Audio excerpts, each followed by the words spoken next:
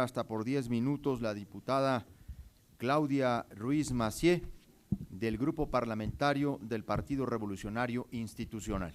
Muchas gracias, diputado presidente, señor secretario. Comienzo mi intervención diciendo que el Grupo Parlamentario del PRI percibe su llegada a la Secretaría de Gobernación como una oportunidad.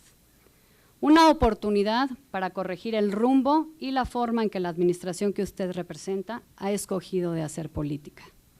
Hasta ahora, no hemos visto en el Ejecutivo Federal vocación de diálogo, tampoco artes de negociación ni una plena aceptación de corresponsabilidad que espero, secretario, sea asumida por su dependencia y que colabore para dejar atrás el ejercicio militante y parcial del gobierno, así como el enfrentamiento estéril con el Poder Legislativo. En el PRI vemos con preocupación cómo la alternancia política no vino acompañada de un esfuerzo deliberado de fortalecer las instituciones democráticas. Vemos un gobierno que parece obsesionado con el logro de victorias electorales, pero que descuida su rol al frente de la Administración Pública Federal. Un gobierno que ha dejado pasar la oportunidad de cumplir sus promesas de gobierno eficiente y transparente, que sea para todos los mexicanos, incluso para quienes, como la mayoría de los que estamos aquí, no votamos por ustedes. Más allá de llamados a la unidad, vemos monólogos interminables en que se descalifica toda idea o propuesta que no sea idéntica a la propia visión de las cosas, en una actitud autoritaria e intolerante que no tiene cabida en la pluralidad y en la consecución de un Estado democrático de derecho. Este gobierno ha escogido seguir un sendero complicado. Decide acciones, políticas y prioridades desde la coyuntura política, con visión electoral y de corto plazo.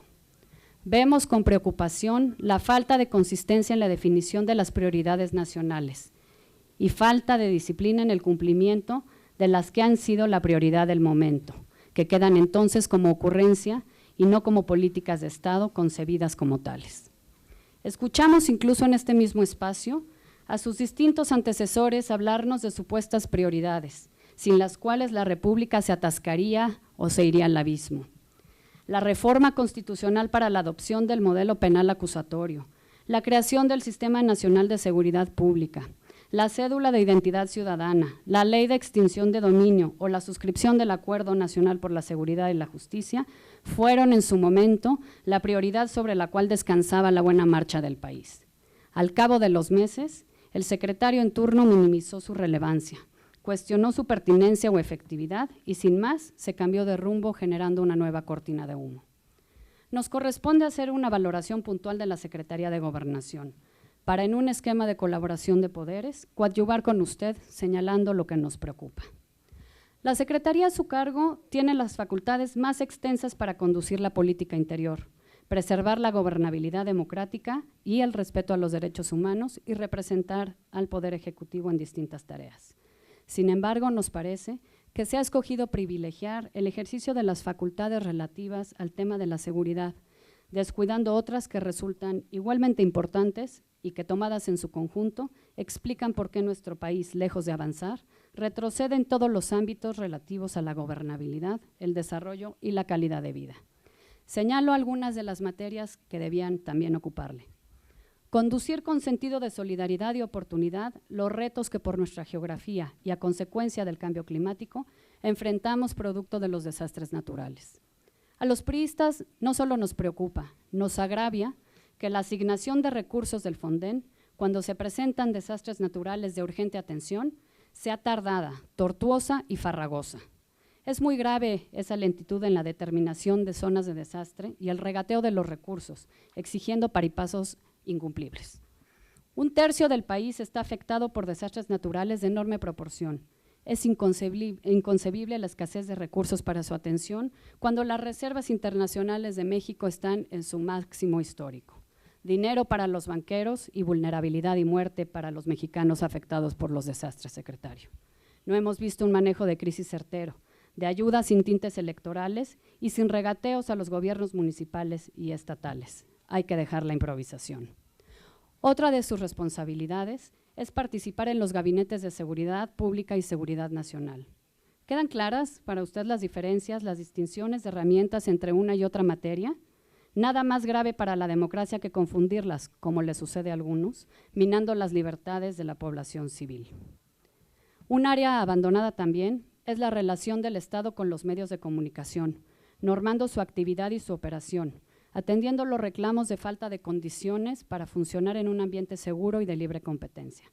¿Es gobernable un país amenazado en los principios de libertad de expresión y de comunicación, cuando los periodistas que son atemorizados por corporaciones policíacas y por la delincuencia son increpados desde la comodidad del escritorio de un vocero?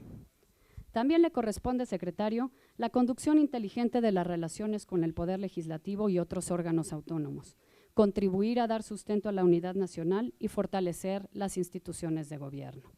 Cierto que en la consolidación democrática todos somos corresponsables, pero el gobierno se equivoca cuando olvida que su primera responsabilidad es generar convicción y convencimiento en el otro para la construcción de acuerdos. Se equivoca también cuando busca restringir al Poder Legislativo o cercenar la pluralidad en aras de facilitar la toma de decisiones. El PRI dice sí a la reforma política que modernice la organización y el funcionamiento del Estado para hacerlo eficaz, pero dice un no categórico a la reforma que busque fortalecer al Ejecutivo debilitando al Legislativo. No olvide, secretario, que fue el grupo parlamentario del PRI en el Senado quien inició el planteamiento de reforma del Estado, en la Cámara precisamente donde su partido tiene mayoría, una mayoría que ha decidido olvidar este tema. Las atribuciones que señalo y otras muchas que por tiempo obvio son precisamente la razón de ser de su dependencia. Las múltiples subsecretarías, direcciones generales, unidades, no son adornos, son la expresión jurídica y material para que usted pueda desarrollar su encomienda y cumplir con sus obligaciones. En 9 años de gobierno, el gobierno que representa no ha sabido transmitir cuál es su visión de país, mucho menos ha podido articular un proyecto de transformación institucional, jurídica y cultural que consolide nuestra democracia. Vemos un presidente que mina la equidad en la contienda electoral, que ha hecho de las delegaciones federales parte de la estructura partidista y que tiene la dudosa distinción de ser el único presidente constitucional que ha sido encontrado culpable de violar la Constitución. Le recuerdo, secretario, que vigilar que las autoridades cumplan con la Constitución y las leyes también es su obligación. ¿Qué opina de que el Tribunal Federal Electoral haya resuelto por unanimidad que el presidente violó la Constitución durante la contienda electoral? ¿Qué opinión le merece que al conocer el fallo el presidente desacreditó la resolución y al propio tribunal, respondiendo más como militante de partido que como jefe del Estado mexicano? El titular del Ejecutivo ha continuado en su actitud de desprecio por la decisión del tribunal, deliberadamente no entendiendo sus alcances, como muestra el discurso que pronunció el miércoles pasado en la celebración del aniversario de su partido, a la que acudió no como presidente de todos, sino como militante activo. Un nuevo reto a la ley. ¿Cuáles son las medidas que la Secretaría adoptará para evitar la intromisión del presidente en los procesos electorales? ¿Está usted de acuerdo en que nadie, especialmente el presidente, puede estar por encima de la Constitución? ¿Estaría dispuesto también a firmar aquí un pacto de neutralidad política del gobierno federal para la realización de elecciones tranquilas y en el marco de la ley? Le comento a este respecto que a nombre del grupo parlamentario del PRI, el diputado Arturo Zamora ha registrado y presentará una iniciativa de ley que imponga responsabilidad penal al presidente por esas acciones. Si en realidad queremos renovar la cultura política, se debe predicar con el ejemplo, abrazando la democracia y sus valores intrínsecos, la responsabilidad, la tolerancia, el diálogo y la rendición de cuentas.